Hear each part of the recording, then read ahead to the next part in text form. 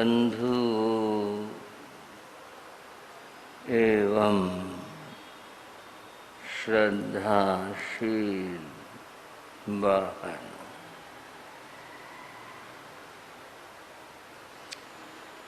हम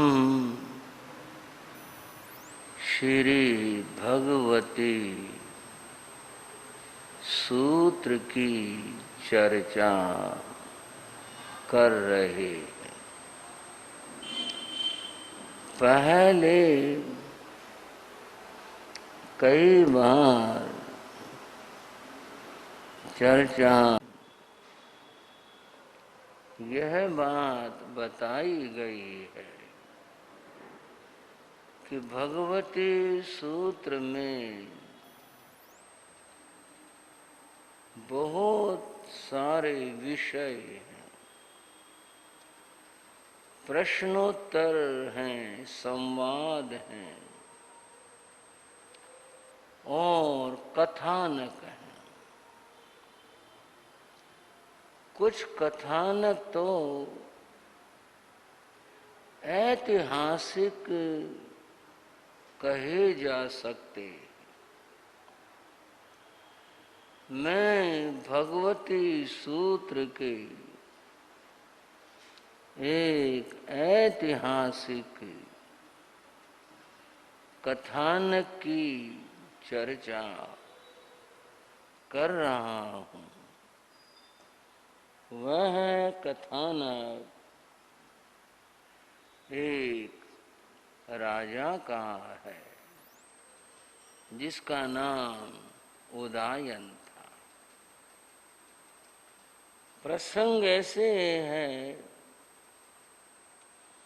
शास्त्र की पंक्तियां हाथ जोड़कर सुनेंगे। तेनं कालेन तेनं समयेन सिंधु सौजीर्णां जन्वयेषु वीतिभय नामं नयरे होता वर्णयो तत्थनं वीतिभय नयरे उदयनेन राजा होता तैनं उदयने राया अन्नया कयां जेनेवे पोषय साला तेनेवे उवागच्छिता जहाँ संखे जावे तैनं तस्य उदयनस्य रण्यो जावे धन्नानन्ते गामागर नगर खेड़ कड़वड़ जत्थनं समणे भगवं महावीरे विहरन्ति जावे अहंनं समणं भगवं महावीरं वंदे जानं सिज्जा जा पज्जुआ सेज्जा।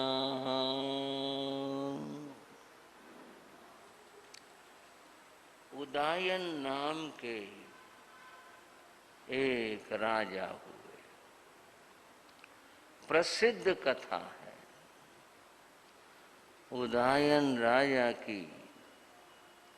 कथा प्रसिद्ध कथा है। कथा तो प्रसिद्ध है, परंतु जो इसका घटना क्रम है वह चिंतन प्रधान है। एक बात में कई बार चर्चा प्रसंगों में कहा करता हूँ। एक व्यक्ति अपने जीवन में कई बार रामायण पढ़ता है, सुनता है। अब रामायण की जो कथा है वो बहुत कुछ व्यक्तियों को स्मरण भी होती है। तब ऐसा हुआ, तब ऐसा हुआ। प्रश्न यूं है, बार बार पढ़ने का अर्थ क्या? तो कथा है, सुन ली, स्मृति में भी आ गई। बार बार सुनने का क्या अर्थ है? बंधुओं, इसका अर्थ है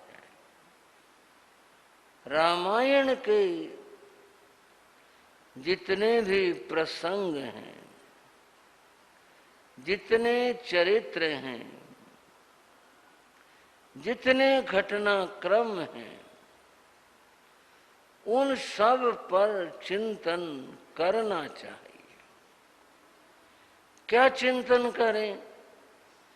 कि यदि यह बात मेरे साथ, हमारे साथ घटने लगे, बनने लगे, तो उस समय मेरा विचार, चिंतन और चरित्र कैसा होगा? जैसे फिर बात थोड़ी सी कह लूं, राम के सामने राज्य की बात आई और फिर ये बात आई कि राज्य भरत को दिया जाए।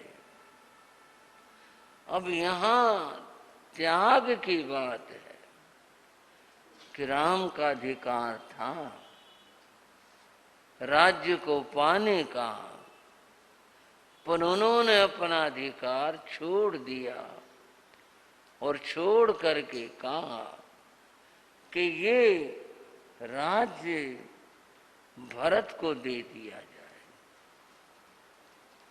उस प्रसंग में जब श्री राम पर दबाव बना कि नहीं, तुम राज्य लो, तुम अधिकारी हो, तो राम ने एक बात कही थी, विमल वंश में अनुचित को बंधु विहाय बड़े अभिषेको। हमारे वंश में, विमल वंश में अनुचित एक बात अनुचित है। यहाँ सारी बातें, परंपराएं अत्यंत सुंदर हैं, पर एक बात उचित नहीं है, और वो यह है कि जब राज का प्रसंग कभी भी आया तो यही हुआ, बड़े भाई को राज दे दो। छोटे भाई में से क्या कमी है जो राज न दिया जाए? कि राज्य बड़े को मिले, बंधु विहाय बड़े अभिषेक, बड़े को राज तिलक हो, छोटे को नहीं। तो ये अनुचित बात है। सारे भाई बराबर हैं, छोटों को भी राज्य देना चाहिए। अब बात सबको ज्ञात है। जो मैं विचार की बात कह रहा था वो यह थी कि भी अगर हम कभी कोई अधिकार की बात आ जाए तो कोई अपना अधिकार हम छोड़ने के लिए तैयार हो सकते हैं या नहीं हो सकते, या यही बात रहेगी, मैं अपना कैसे छोड़ूं, मैं अपना अधिकार कैसे छोड़ दूं? कभी भी नहीं छोड़ सकता। ये ठीक है, उसका हक है, परंतु त्याग उससे भी बड़ी चीज है। राम ने त्याग का मार्ग अपनाया और कहा कि राज्य तो छोटों को भी दिया जा सकता है। ये बार बार पढ़ने का एक ही भाव है कि जो उसके विचारणीय प्रसंग हैं उनको हम विचार में लाएं और अपने जीवन में उतारें, इसलिए उसे बार बार पढ़ा जाता है। शास्त्र की बात चल रही थी, मैं कह रहा था बहुत सारे प्रसंग हमारे जाने बूझे हैं, परंतु ये पर्याप्त नहीं है। हमें तो सोचना विचारना चाहिए कि भाई ये प्रसंग अगर हमारे जीवन में उपस्थित हो जाए तब हम क्या करेंगे, हम किस रास्ते चलेंगे, इससे चलेंगे या और कोई रास्ते से चलेंगे। इसीलिए ये कथा प्रसंग दोहराए जाते हैं, पढ़े जाते हैं, बार बार पढ़े जाते हैं। मैं राजा उदयन की बात कह रहा था। राजा उदयन सिंधु सौवीर देश के राजा थे। वर्तमान का जो सिंध प्रदेश है, जो पाकिस्तान के अंदर है, पहले तो भारत की सीमाएं बड़ी विस्तृत थी, बहुत दूरों तक थी। पाकिस्तान तो भी थोड़े समय पहले बना। अफगानिस्तान और उससे आगे ईरान, इस तरह दूर तक सीमाएं थी। भारत का ही एक देश था सिंधु सौवीर, जो वर्तमान में पाकिस्तान में है और सिंध प्रदेश के नाम से जाना जाता है।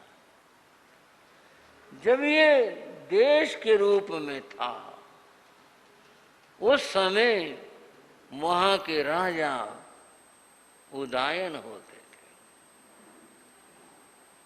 सिंध के बाद ख्याल में आ रही है, कहीं पढ़ी थी इसलिए आ रही है।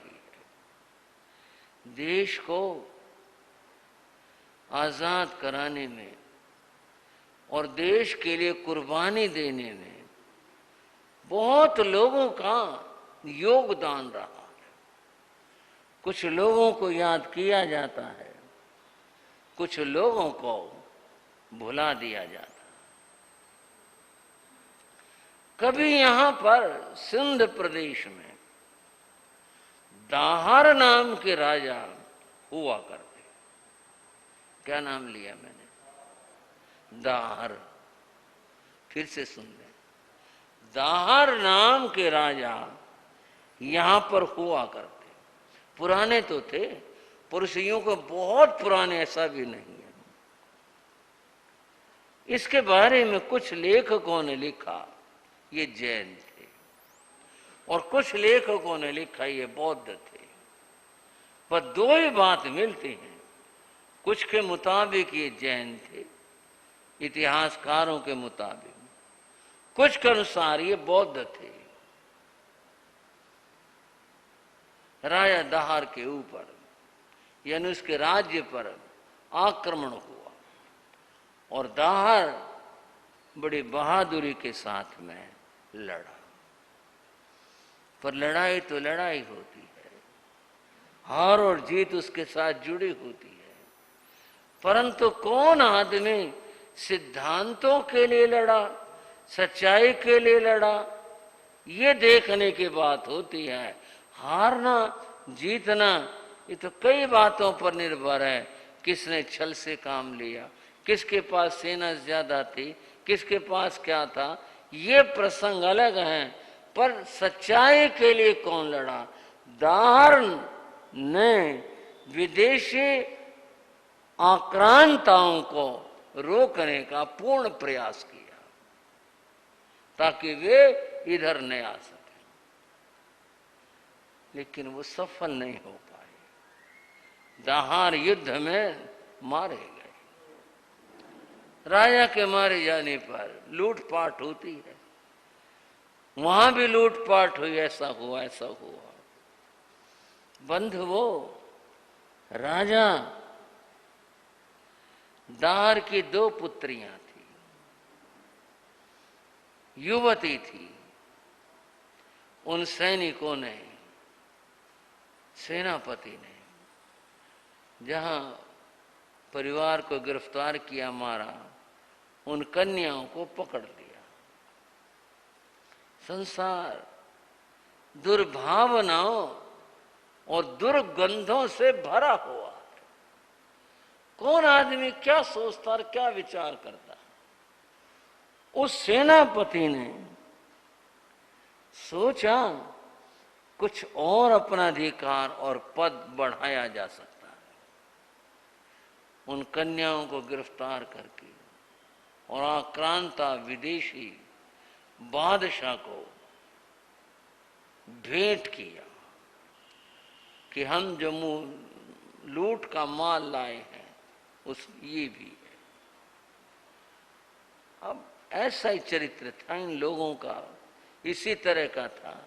बादशाह खुश हुआ इस बात से कि भी तुम मेरे लिए लाए हो। वो कन्याएं तो बेचारी क्या कर पाती, चुप थी, रो रही थी।